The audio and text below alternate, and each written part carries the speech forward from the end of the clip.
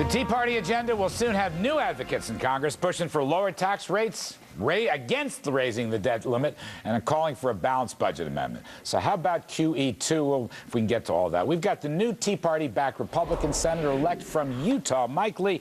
Mike, I want to dispense with formalities, just call you Senator Lee. Is that okay?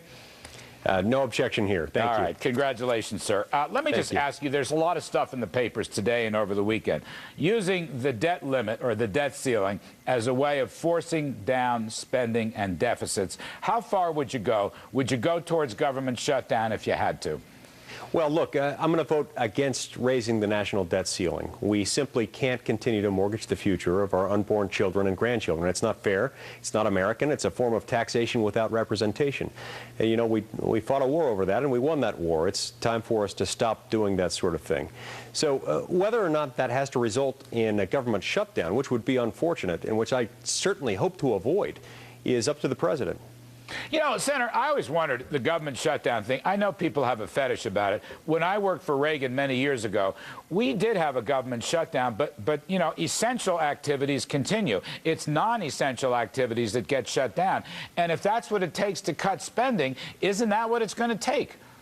Yes, and that's why I say it's not something that we avoid at all costs. It's something we try to avoid because it's an inconvenience, it's a nuisance. But like you say, the essential functions of government continue to go on. And that's one of many reasons why we have to be willing to face that possibility, even though there are lots of ways of avoiding it. We can't take that off the table as an option. What metrics would you use? In other words, coming in as a freshman, you're going to be faced with this right away in the first quarter of next year when the budget is argued through. What kind of spending cuts are you looking for? What kind of deficit reduction are you looking for? Well, I think we ought to go back to a budget as recent as, say, 2004, which would put us in the 2.2, 2.3, 2.4 trillion range, which would allow us, as of right now, essentially to balance our budget. Look, there are a lot of businesses, a lot of families. Most families and businesses in America could get by if they had to on what they were working off of in 2004. There's no reason our government can't do the same thing, and I think we ought to use that as a template. What about strict spending caps legislated by the new Senate and the House?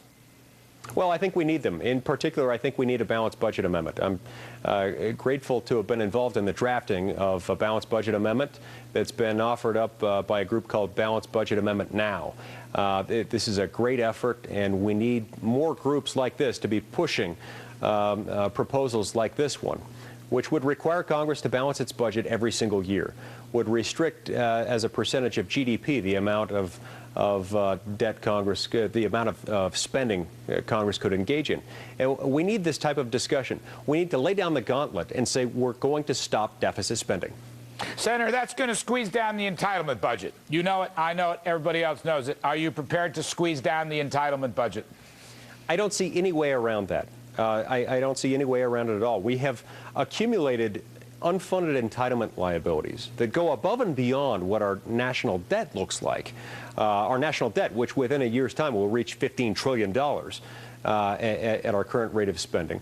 Above and beyond that, we've got unfunded entitlement liabilities that have been estimated by some to exceed $100 trillion. This is simply unsustainable. It is not something we can do. There's not that much money in the universe.